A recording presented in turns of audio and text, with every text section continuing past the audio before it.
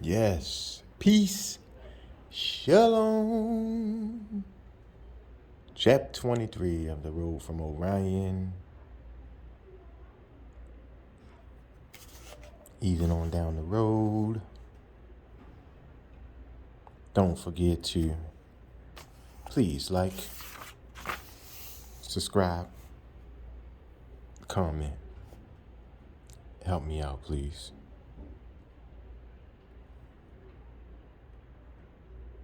Help me help you,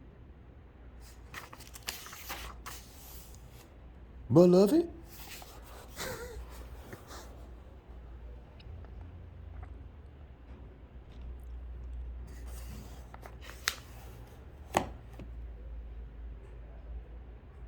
A lot of pages in this one.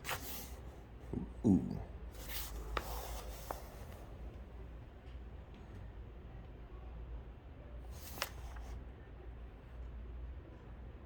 Help me help you. Oh, the longest chapter ever. Lord.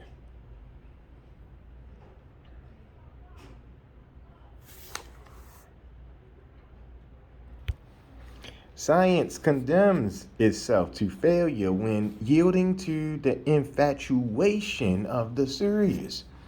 It aspires to attain being, to contain it, and to possess it. But it finds its truth if it considers itself as free engagement of thought in the given, aiming at each discovery, not a fusion with the thing, but as the possibility of new discoveries.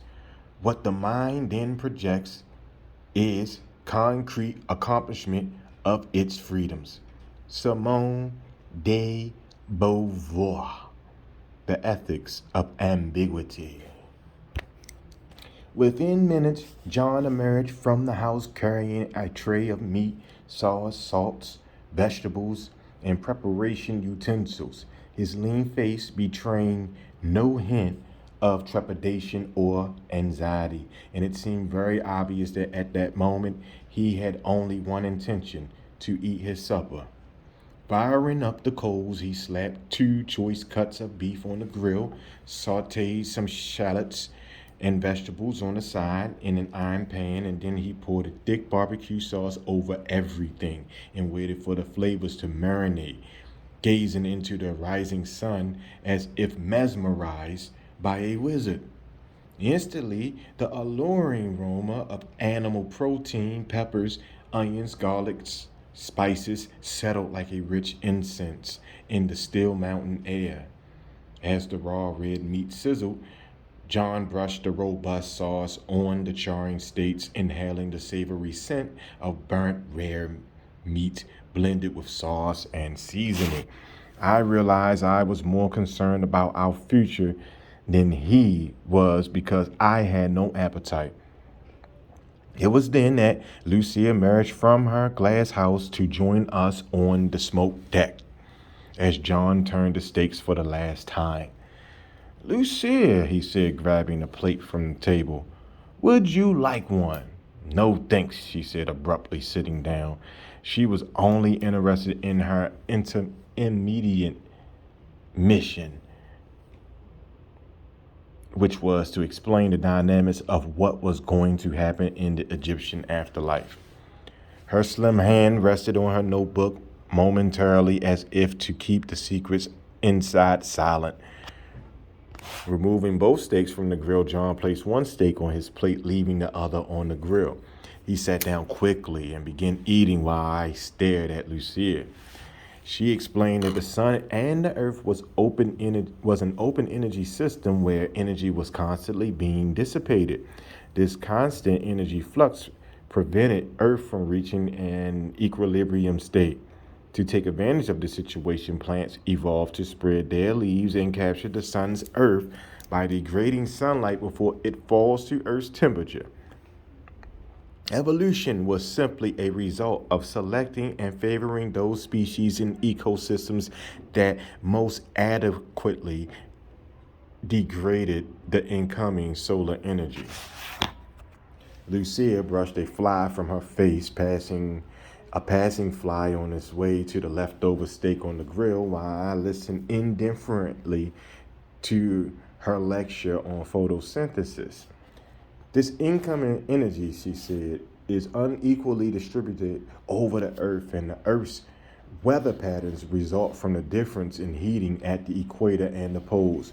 For example, 5/6 of the Earth's solar radiation occurs at the equator, where species diversity is greater, so they can easily reduce the larger amount of available energy. However, because the Earth's poles receive less heat than the equator, and because they are magnetic null points where particle collisions occur less frequently, the Egyptians advised the deceased must go to the closest pole. Here, where there is no magnetic field, the deceased will encounter sun and cosmic particles that have a higher energy and clear the path into Earth's magnetosphere. What kind of advantage does this give the dead person? Asked John, as he chewed up a piece of steak gristle without blinking. Access to high energy parcels and less chance of annihilation by particle collision, she said. To understand particle collision, you must first understand the idea of spin. Pausing, Lucia stood up and walked over to a white poolside chase lounge, easily recovering the yellow beach ball beneath it against the purple mountain shade of hazy sunlight. Her delicate face rather looked ethereal, pure, almost angelic as she held the beach ball before her like a child who knew the world was make believe but could not prove it.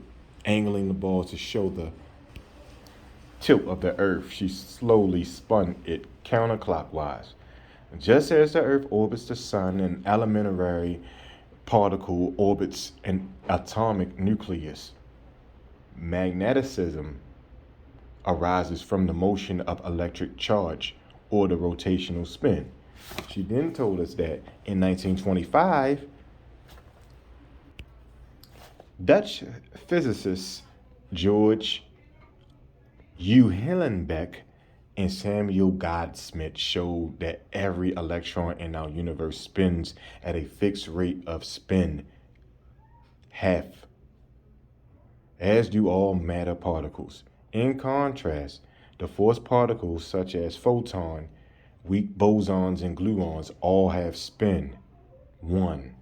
Because of spin, she said, bouncing the ball across the deck and over the ledge, physicists believe the supersymmetry exists, or that each of us has a double in the quantum world. It is like having one foot in the quantum world and another in time and space, two observation points. The idea that everyone had a double that secretly shared your life intrigued me, and I remembered an old superstition that said if you saw your double, it was a sign that death was nearby. From Lucia's explanation, I now understood that seeing your double meant you were entering the tiny quantum world of molecules, the observation point where your double resided. By 1970, physicists understood that particles come in pairs and spins differing by half a unit. Matter particles of spin half a spin with force particles of one spin. Yet none of the known matter and force particles could be paired with each other. There was an undiscovered super partner whose spin was 1/2 unit less than its known counterpart. This meant that the electron with spin 1/2 had a super partner with spin 0. A force particle like a photon of light had a super partner with spin 1/2, she explained. John and I learned that the doubleness or symmetry was part of the string theory, which proposed that each particle of matter is a vibrating string with a double called an anti-string. She said a dog could be broken down to atoms, then to electrons, then protons and neutrons, then to quarks, and finally to a vibrating string with its anti-string partner. This two-string guitar was the very base of matter.